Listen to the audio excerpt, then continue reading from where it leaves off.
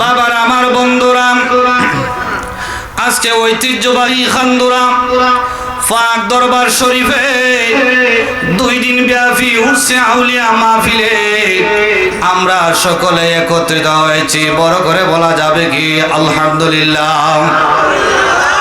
আমার বন্ধুরা, আমার ভাইরা, আজকের মাহফিলের যিনি সভাপতিত্ব করছেন খান্দুরা দরবার শরীফের বর্তমান গদ্দি নিশিন পীর সাহেব কিবলা আল্লামা সৈয়দ জুবাইর কামাল পীর সাহেব। আমরা সকলে উচ্চ আওয়াজে বলি বারাকাল্লাহু তাআলা ফি আয়াতি, সকলে বলি আল্লাহুম্মা আমিন। বন্ধুরে আমার, আমি জিকিরের মধ্যে ঢুকলাম না, আমি কোনো ভূমিকায় ঢুকলাম না, সরাসরি আলোচনায় ঢুকলাম। যদি মন চায়, আপনাদের যদি আকর্ষণ থাকে আর সময় সুযোগ যদি হয়, 2-4-5 মিনিট জিকির দিব, শেষের দিকে একটু আলোচনা করা দরকার আছে না নাই? আপনারা পীর সাহেব কেবলার বাড়ির মধ্যে এসেছেন কিছু নিয়ে যাওয়ার জন্য, কথা বলেন ঠিক না? আমার বন্ধুরা, আমার ভাইরা, আজকে যেই জায়গার মধ্যে বসলেন এই জায়গাটা একটা খেত জমিন, কিন্তু প্রায় 1200 বছর আগের কিতাব ইমাম তিরমিজি আলাইহি রহমা কিতাবের মধ্যে হাদিস উল্লেখ করেন, ইযা মারারতুম বিরিয়াদিল জান্নাহ, ও আমার সাহাবায়ে কেরাম, যখন রিয়াজুল জান্নার ফাঁস দেয়া যাইবা, ফারতাউ বেহেশতের বাগানের ফল ভক্ষণ করিও। কালু ইয়া রাসূলুল্লাহ ওয়া মা রিয়াজুল জান্নাহ, ওগো আল্লাহর নবী, আপনি কোন রিয়াজুল জান্নাহর কথা বলছেন? আমার নবী বলেন, ক্বালা মাজালিসুজ যিকির, যেই জায়গার মধ্যে জিকিরের মাহফিল হয়, যেই জায়গার মধ্যে মিলাদের অনুষ্ঠান হয়। আমার নূরের নবী, হায়াতুন নবী, জিন্দা নবী বলে, সাহাবায়ে কেরাম শুনো, ওই জায়গাটা হইল বেহেশতের বাগান। বড় করে বলি না সুবহানাল্লাহ? তাহলে আমরা কিসের বাগানে বসলাম? আর আওয়াজ করে বলতে হবে, ফিসের ভাইরা কিসের বাগানে বসলাম? সেই বাগানের মধ্যে বসে আমরা আমার নবীর শানে দুরুদে মুস্তাফা পড়েছি। উচ্চ আওয়াজে বলেন ঠিক কি না? আমরা সেই নবীর উপরে দুরূদ শরীফ পড়েছি। দালাইলুল খায়রাত নামক কিতাবের মধ্যে আছে, আমার নূরের নবী, হায়াতুন নবী, জিন্দা নবী বলে, আমার কোন আশিক উম্মত যখন চোখের পানি ফেলে ফেলে যখন আমি রাসূলের উপরে দুরূদ শরীফ পড়ে, আমার ওই উম্মতের দুরূদের আওয়াজ আমি রাসূল আমার নিজের খান মুবারক দ্বারা শুনি। শুধু তাই না, কোন দেশ থেকে দুরূদ পড়ে, তার নাম কি, তার বাবার নাম কি, আমি রাসূল তাও জানি। বড় করে বলা যাবে কি সুবহানাল্লাহ? বলে হুজুর, দালালুল খায়রাতের দলিল মানি না, আরেকটু উচ্চ মানের দলিল থাকলে বলুন। আমার নূরের নবী, হায়াতুন নবী বলে, ইন্নাল্লাহা কাদ রাফা লিয়াদ দুনিয়া ফাআনা আনজুরু ইলাইহা ওয়া ইলা মা হুয়া কাইনুম ফিহা ইলা ইয়াউমিল কিয়ামাতি কান্নামা আনজুরু ইলা কাফি হাযি। চিৎকার মেরে বলে যাবে কি আল্লাহু আকবার?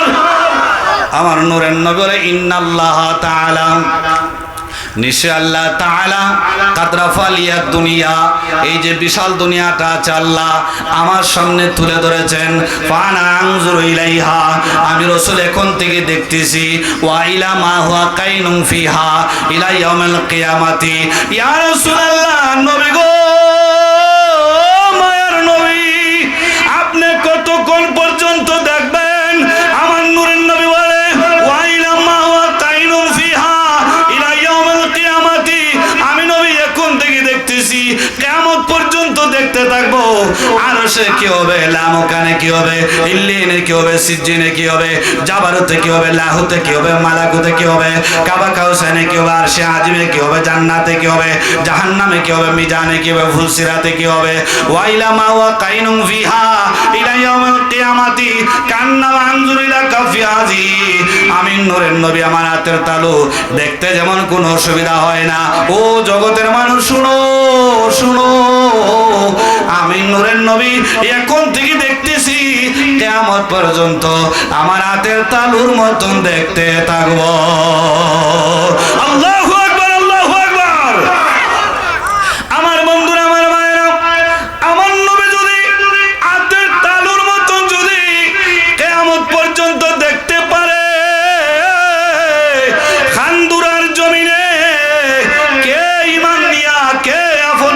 রসুলের প্রেম নিয়া এই জমিনের মধ্যে বসেছে। আমার নবী দেখে কি দেখে না? আমার নবী দেখে কি দেখে না? নাজার তুইলা বিলাদিল্লাহি জামান কাখার দালাতিন আলা হুকুমতি সোয়ালি। আমার হুজুর গৌসে পাক বলে, আমার নবীর গোলামের গোলামের গোলাম আমার হুজুর গৌসে পাক বলে, নাজার তুইলা বিলাদিল্লাহি জামান, আল্লাহর যত দেশ আছে রে ও খানদুরের বাবারা, আল্লাহর যত দেশ আছে, আল্লাহর যত বিলাদ আছে, আল্লাহর তামাম দেশ, আল্লাহর তামাম বিলাদ, আপনারা বলুন তো দেখি আল্লাহর দেশ কি খালি বাংলাদেশ? বড় করে বলতে হবে পিছের ভাইরা, আল্লাহর দেশ কি শুধু বাংলাদেশ?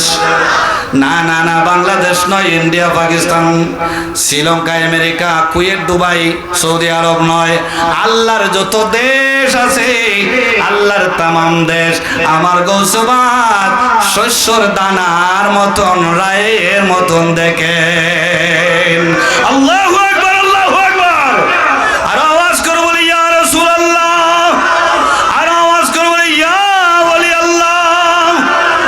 আমার বন্ধুরা, আমার ভাইয়েরা, আমার বাবাজিরা, জান্নাতের বাগানে এসে আপনারা বসতে পেরেছেন, খুশি না বেজার? বড় করে বলা যাবে কি খুশি না বেজার? আমার বন্ধুরা, গতকালকের আগের দিনে তো প্রথম দিনের মাহফিল ছিল। প্রথম দিনের মাহফিলের মধ্যে আমার প্রকাশনা থেকে প্রকাশিত একটা কিতাব, এটা কিন্তু বইটা কই, এটা কিন্তু আল্লামা সৈয়দ জুবায়ের কামাল পীর সাহেব কেবলার অনুমতিক্রমে এবং হুজুরের নাম ওই বইটার মধ্যে আছে। আমি প্রকাশ করেছি প্রায় 3 লক্ষ টাকা খরচ করিলাম।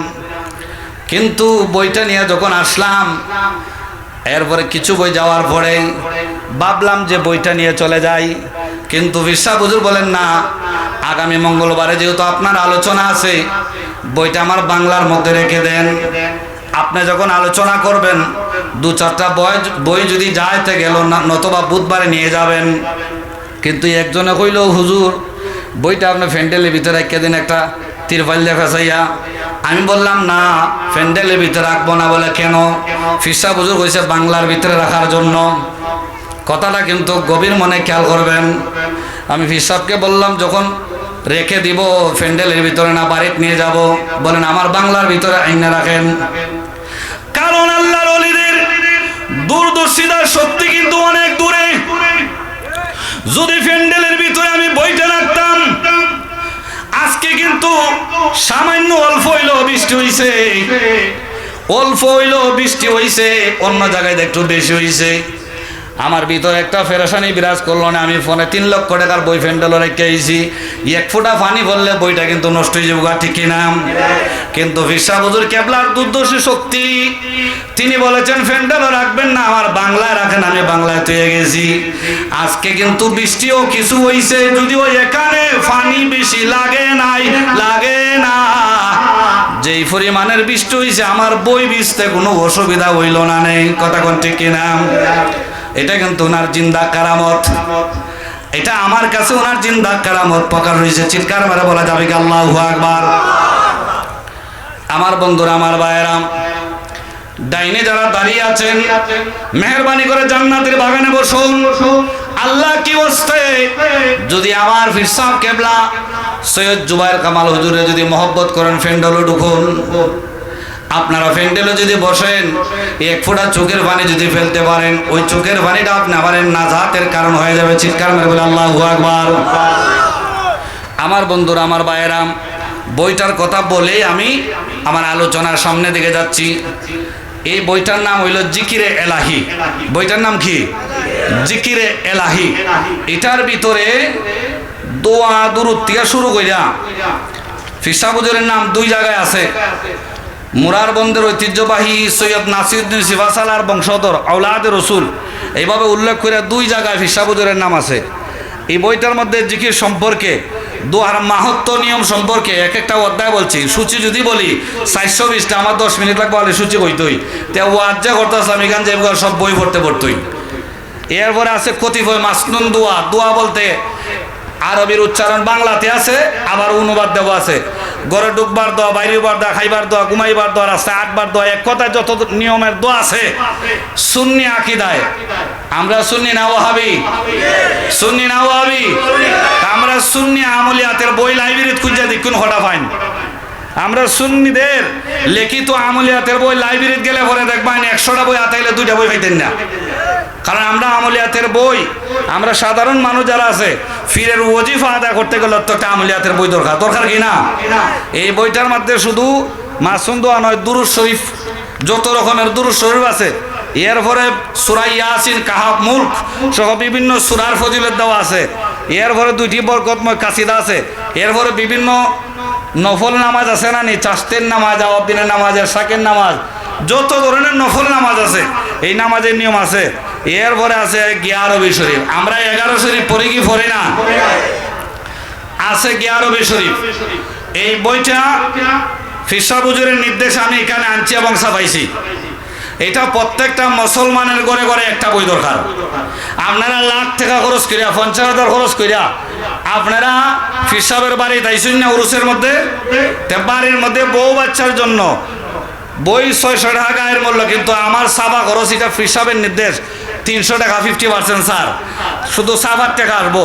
300 টাকা খরচ করিয়া আপনার জিল লাগিয়া, আপনার মেয়ের লাগিয়া, অথবা আপনার ছেলের লাগিয়া একটা বই যাইবার সময় আপনারা প্যান্ডেলের ভিতরে আমার ছেলেরা লইয়া ঢুকবো, আপনারা নেবেন একটা বই, নেবেন একটা বই নেবেন। আমার ভাই এই যে মাওলানা মুফতি হাফেজ জাকির রহমান কাদেরী সাহেব, উনিও একটা বই নিছেন, খুব গুরুত্বপূর্ণ, ওনার কাছ থেকেও জানতে পারবেন। আমরা বই পড়ার দরকার আছে না নাই? এটা বেচার জন্য না, এটা বেচলে আমার বিজনেস হইতো না, খেদমত হইব, খেদমত। এটা খেদমতের জন্য আমি করেছি। আল্লাহ যেন বই পড়ার তৌফিক দান করে। সকলে বলে আমিন। একটু ধরে সকলে আল্লাহুম্মা। আমাদের আজকের অতিথি মেহমান হযরত মাওলানা রায়হান জালালী আশিকি আসতেছে। আপনারা যারা দাঁড়িয়ে আছেন প্যান্ডেলের ভিতরে বসে যান। হযরত মাওলানা রায়হান জালালী আশিকি আমাদের মঞ্চে আসতেছে। আল্লাহুম্মা সাল্লি মাওলানা মুহাম্মদ ওয়া আলা আলি সাইয়্যিদিনা। বন্ধুরা আমার, আল্লাহ কুরআনুল কারীমের মধ্যে বলে কুল ইন কুনতুম তুহিব্বুনাল্লাহ। হাবিব আমার, আপনি যদি আপনি আপনার উম্মতদেরকে বলে দেন তারা যদি পেতে চায় আমি আল্লাহর ভালোবাসা, ফাত্তাবিউনি, তবে যেন তারা আপনাকে অনুসরণ করে, আপনাকে ইতিআত করে। আল্লাহ তোমার হাবিবরে অনুসরণ করলে আমরার কি লাভ হবে? আমার আল্লাহ বলে ফাত্তাবিউনি ইউহিব্বুকুমুল্লাহ, তখন আমি আল্লাহর মহব্বত পেয়ে যাইবা। সুবহানাল্লাহ। আল্লাহ তোমার মহব্বত পাইলে আমরা আর কি লাভ হবে? আমার আল্লাহ বলে ওয়ায়াগফির লাকুম যুনুবাকুম ওয়াল্লাহু গাফুরুর রহিম। আল্লাহু আকবার। আমার আল্লাহ বলে যখন আমার ভালোবাসা পেয়ে যাইবা তখন আমি আল্লাহ তোমাদের জন্য ক্ষমাশীল, দয়ালু হয়ে যাব। আল্লাহু আকবার। এই আয়াতের আলোকে আমি একখান হাদিস মোবারক বলি। আল্লাহর নবী সরওয়ারে কায়নাত সিদ্দিক আকবর রাদিয়াল্লাহু তাআলা আনহু ডাক দিলেন। আবু বকর সিদ্দিক ডাক দেয়া বলে, আবু বকর তুমি আমার কাছে আসো। সিদ্দিক আকবর আসলেন। আমার নবী একখান আংটি মোবারক আবু বকরের হাতের মধ্যে দিলেন, দিয়া বলে, আবু বকর রে, এই আংটি নিয়ে স্বর্ণকারের দোকানের মধ্যে যাও, যাইয়া আংটির মধ্যে লা ইলাহা ইল্লাল্লাহ লেখায়া নিয়ে আসো। সিদ্দিক আকবর যখন স্বর্ণকারের দোকানে যায়, যাইয়া স্বর্ণকারকে বলে, এই আংটির মধ্যে লা ইলাহা ইল্লাল্লাহ লেখো। স্বর্ণকার ডাক দেয়া কয়, আবু বকর রে, ও আবু বকর, তুমি বলো তো দেখি এই আংটিটা কার আংটি রে? আবু বকর বলে, কেন? বলে, আংটির মধ্যে রে আমি রহমাতুল লিল আলামিন নবীজির সুঘ্রাণ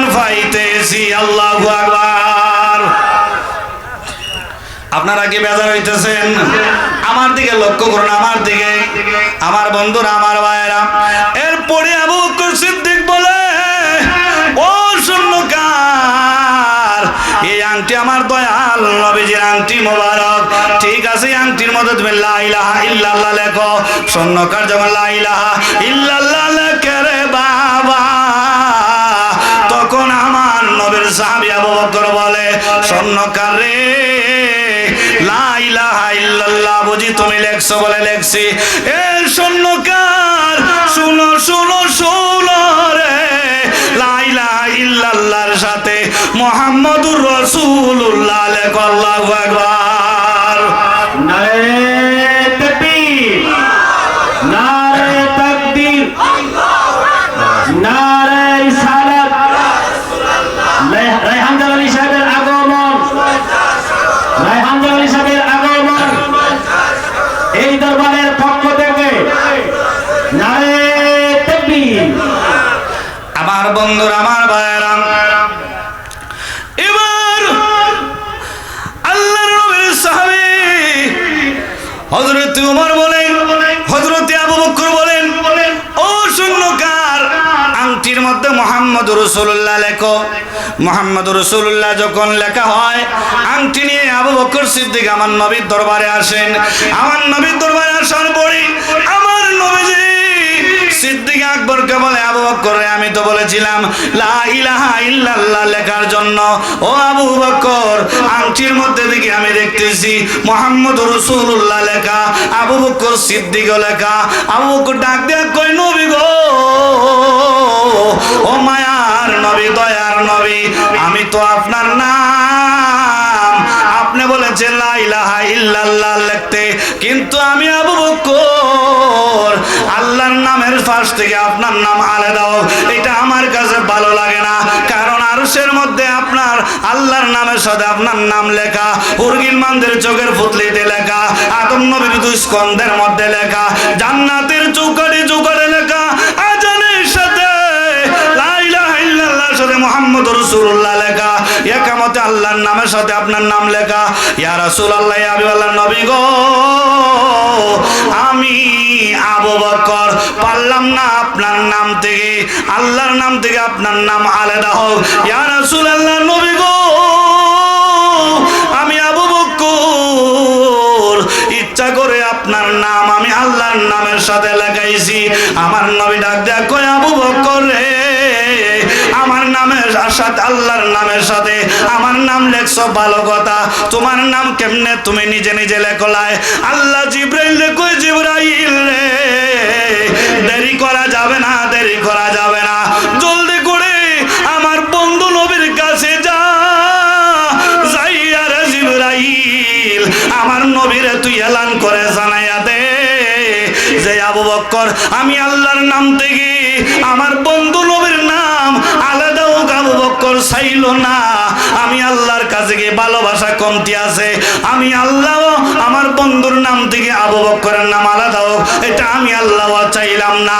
আমি আল্লাহ কুদরতি ভাবে আমার নবীর পাশে আবু বকর সিদ্দিকের নাম বসাইয়া দিলাম। চিৎকার মেরে বলে আল্লাহু আকবার। আমার বন্ধুরা, আমার ভাইয়েরা, সেই নবীর প্রতি সাহাবায়ে কেরামের অগাধ ভালোবাসা ছিল, সেই নবীর প্রতি সাহাবায়ে কেরামের অগাধ ভালোবাসা ছিল।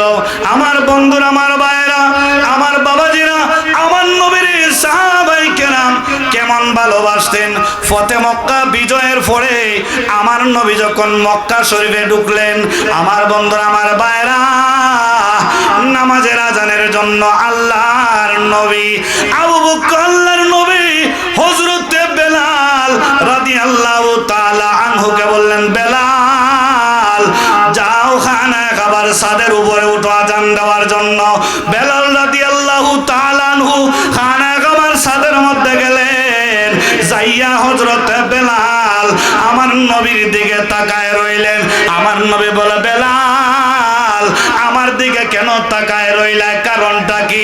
বেলাল কয়, নবী গো, মদিনায় যতদিন ছিলাম, মদিনায় থাকতে থাকতে খানায় খাবার দিকে মুখ করে আজান দিতাম, ইয়া রাসূলুল্লাহ নবী গো এখন খানায় খাবার ছাদের মধ্যে, কিন্তু খানায় খাবার তো আমার পায়ের নিচে, আমি কোন দিকে মুখ করে আজান দিব? আমার নবী কই বেলাল রে, বেলাল রে, আর কোন দিকে মুখ করে আজান দিবা? আমি নবীর দিকে মুখ করে আজান দেও। আল্লাহু আকবার। আমার নবী কাবারও কাবা, আমার নবী কাবারও কাবা। আল্লাহ সুবহানাহু ওয়া তাআলা যেন আজকের এই জান্নাতের বাগানে ফিরসাহ হুজুর কেবলার মহব্বত নিয়ে যারা আসছেন, আল্লাহ যেন ওলি আল্লাহর মহব্বত, আওলাদ রাসূলের মহব্বত নিয়ে আমাদেরকে কবর পর্যন্ত যাওয়ার তৌফিক দান করেন। সকলে বলি আমিন। ওয়া মা আলাইনা ইল্লাল বালাগ। আসসালামু আলাইকুম ওয়া রাহমাতুল্লাহি ওয়া বারাকাতুহু।